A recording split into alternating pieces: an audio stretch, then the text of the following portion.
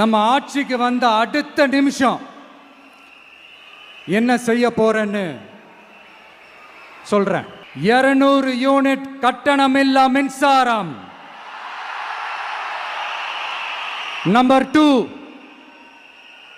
என்னோட பாட்டி, அம்மா, அக்கா, தங்கச்சிங்க எல்லாரும் தமிழ்நாட்டில் எல்லா இடத்துக்கும் அனைத்து அரசு பேருந்துகளிலும் கட்டணம் இல்லாமலே போகலாம்.